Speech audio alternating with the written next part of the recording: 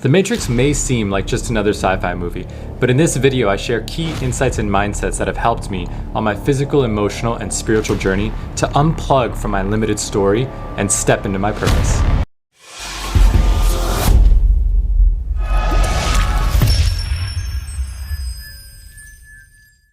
Hi, I'm David, and I help people reclaim their lives from brain fog, chronic fatigue, and low self-esteem. The Matrix is a film that has always deeply inspired me, but it wasn't until a few years ago that I started to really get some deep guidance from the film on actually how to live my life. So in today's video, I'm going to share with you some messages that the film tries to impart, and then connect those messages to really powerful lessons that you also find in personal development, and then show you how I apply those lessons to my life. The first lesson is the inkling that there's more to life than meets the eye, or what's referred to as the splinter in the mind in the Matrix. You're here because you know something. What you know you can't explain, but you feel it. So at the outset of your journey, in the beginning of your life, maybe it's your childhood, adolescence, or early adulthood, you get a sense that there's more to life than just getting a job, paying bills, and pleasure seeking. You don't exactly know what it is. You can't articulate it. You felt it your entire life, that there's something wrong with the world. You don't know what it is, but it's there, like a splinter in your mind. So as a result, you become depressed, apathetic, and even nihilistic towards life. So for me, this manifested as questioning religion, questioning the pleasure-seeking lifestyle that I saw going on around me, and in general also kind of rejecting a lot of where our culture of workaholism eventually leads to. And additionally, kind of from a young age, I went on to start to question, have an interest in life's deeper questions. So in retrospect, I now know that I was sensing into the limitations and ultimate enslavement of this way of being. In the Matrix, this message is found when Morpheus is telling Neo about his own inclinations, about why he was driven to find out the answer to what is the Matrix. The second lesson is, as Morpheus puts it, Most of these people are not ready to be unplugged. So in my journey, started out physical, and then it kind of moved on to encompass other aspects of personal development. I encountered various people that were just wondering why I was so interested in this stuff, why I was so interested in personal development, in rewiring my mind, in meditation, and inquiring into the nature of reality. They thought these were largely, philosophical pursuits that were irrelevant from practical life. The idea that somebody would question, a typical way of being that is centered around pleasure seeking and the accumulation of material wealth just seemed very strange to them. In the Matrix, this lesson is best depicted when Morpheus is walking Neo through a simulation of the Matrix. He's showing how people are constructing their identities, how they like to remain in their contracted identities, and how they're not willing to give this up. And in fact, some of them are willing to fight to maintain the illusion. The character Cypher actually is quite interesting because he represents doubt. Why, oh why didn't I take the blue pill? A preference for hedonism, and willful subjugation. Ignorance is bliss.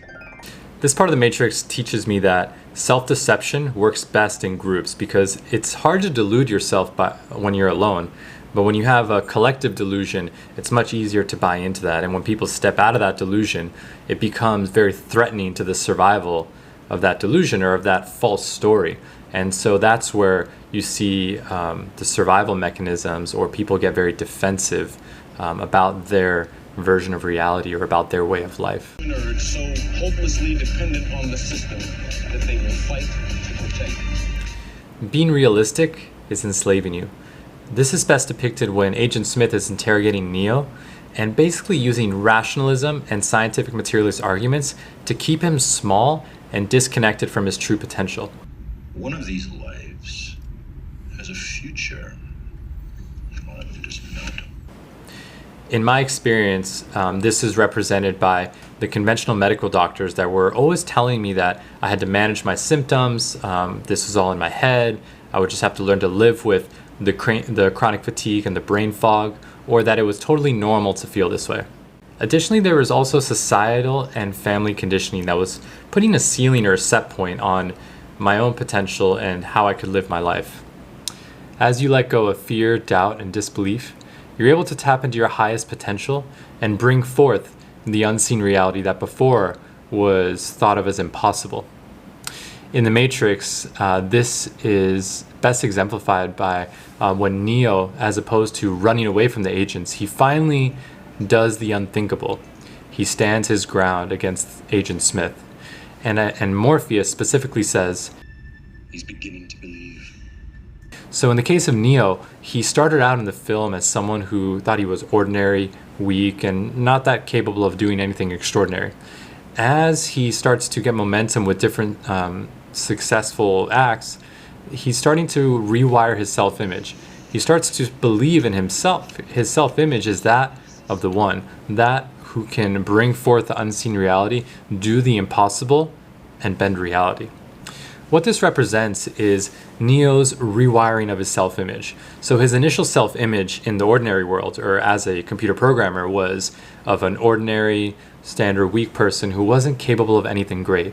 He hid in the shadows. He hid in his apartment, just coding in the dark, and eating pizza by himself. It was only when he was able to step past his fear and his limiting beliefs of what he could actually achieve that then he was able to bring forth his true potential.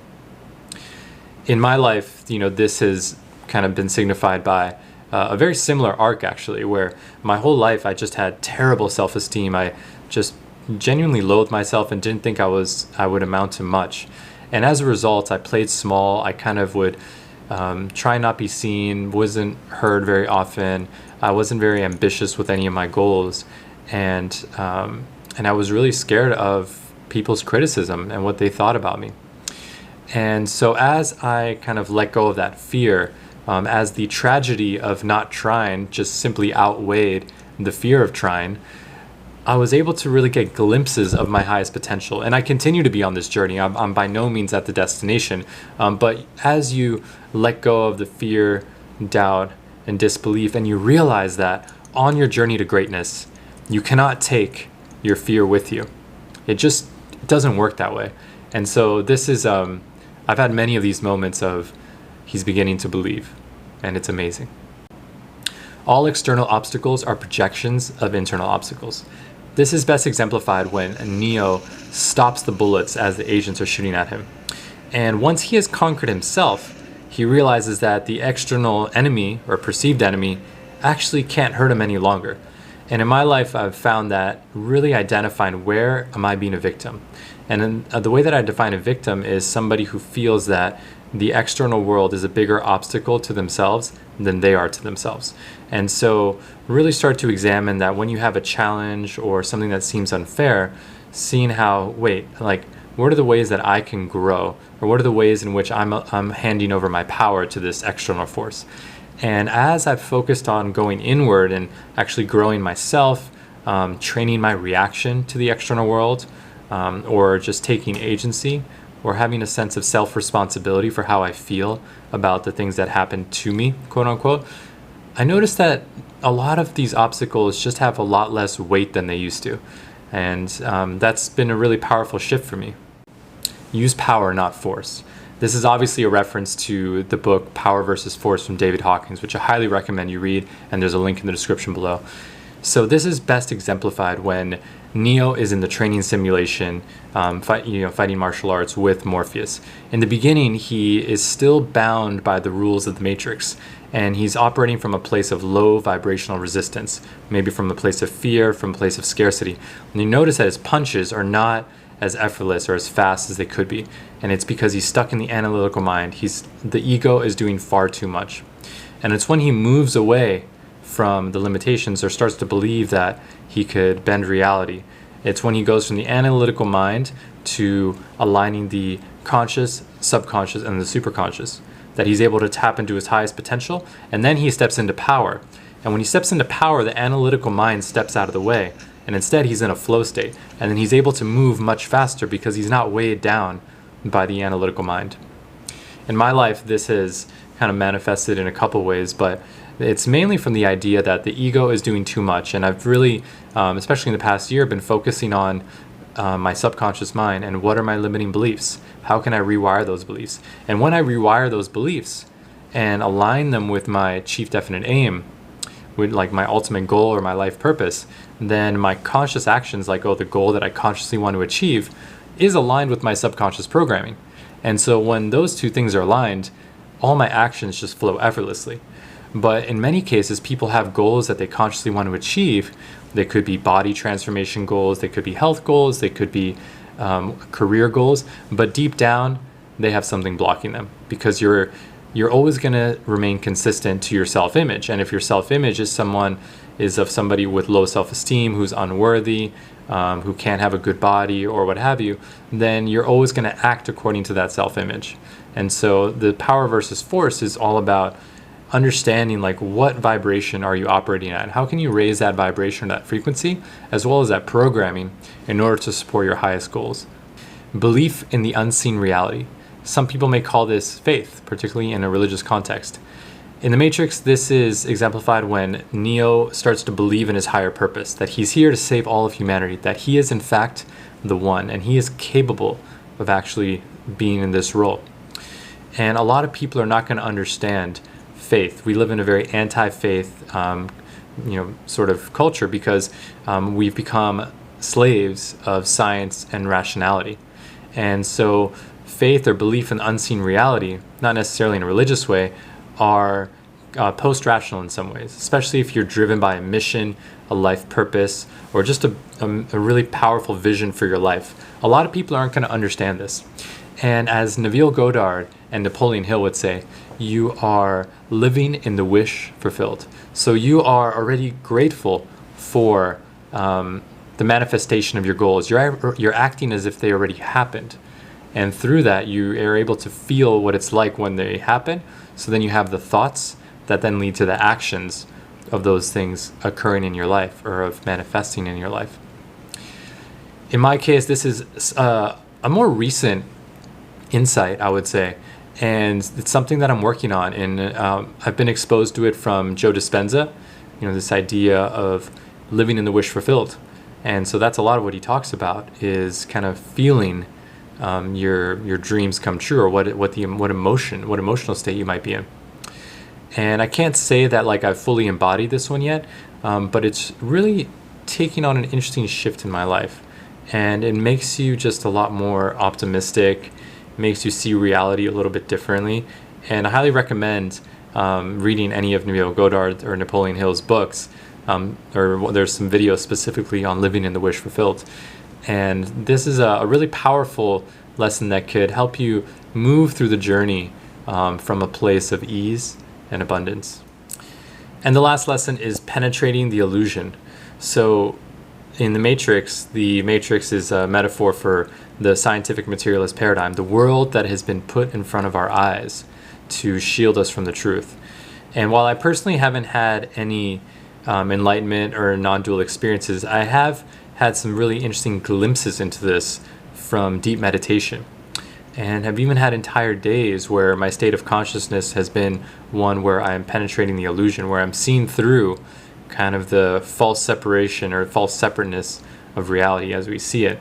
And this is so powerful. I mean, I think this is something that we should all strive for, is studying metaphysics, epistemology, and kind of penetrating the illusion of reality. And this, of course, is exemplified when Neo finally steps into his role as the one, and then he's looking at the agents, and he's seeing the Matrix as just a bunch of ones and zeros, just a computer simulation.